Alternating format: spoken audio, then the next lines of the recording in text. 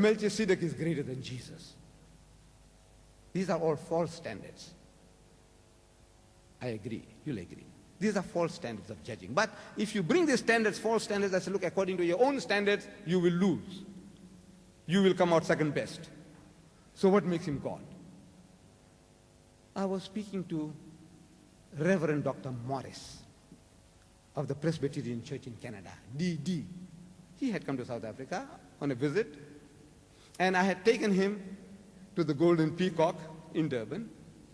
Not Tehran, here in Durban, there's a Golden Peacock, beautiful restaurant. I had taken them for lunch. And at the table, I was telling, I said, look, we believe in Jesus. All these things about this mighty messenger of God. The only real difference is this, the divinity.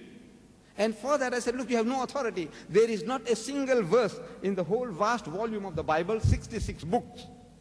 There is not a single verse where you find it unequivocally written, Jesus says, I am God, or where he says, worship me. There isn't. I said, there is nowhere in the Bible where he says, me and the God Almighty are one and the same person. And that tickled his memory. These words of mine tickled his memory. He said, he did. I said, where? Because I said, I am prepared to accept. I know that Jesus will never lie. If he says he is God, I am prepared to accept him as God. If he says worship me, I am prepared to worship him. I don't speak for my brother and nor my sisters. I speak for myself.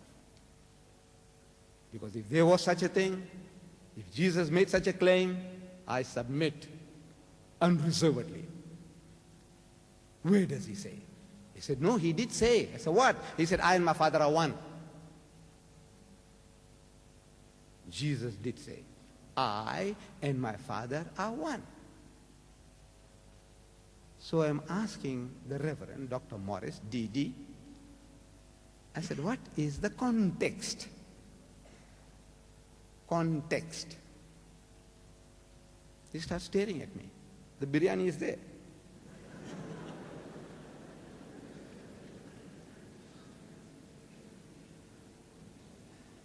He kept on staring at me. I said, why, sir? Don't you know what is the context? I said, you see, what you quoted is the text. John chapter 10, verse 30. Text.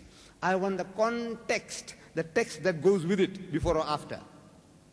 What is the context? And the man kept on staring at me, as if he didn't understand English. He is DD. I'm Deedat.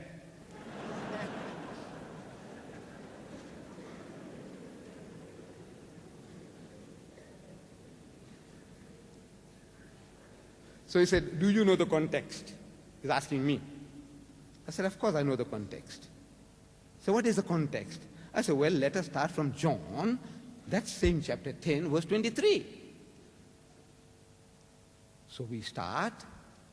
Usually, my Christian brethren, as soon as you ask for something, they have a Bible under the arm, they take it out. I said, no, put the Bible away. You know what you are.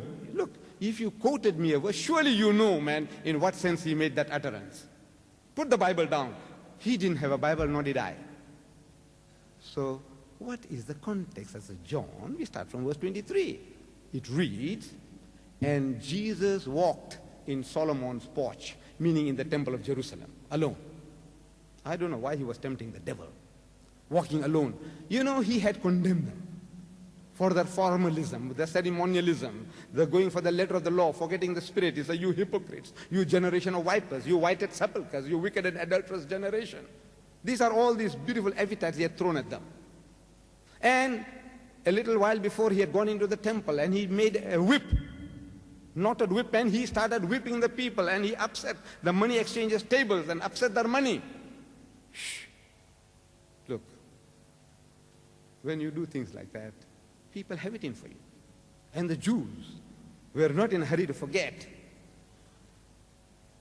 the manner in which he had condemned them, the way he had treated them. Now he's alone. No disciples with him, alone. It says, so then came the Jews round about him, means surrounded him. Naturally, they got an opportunity of a lifetime. He's able to pluck them out of my hand. Verse 28. We reach verse 28. Verse 29, neither shall any man pluck them out of my Father's hand. Verse 30, I and my Father are one.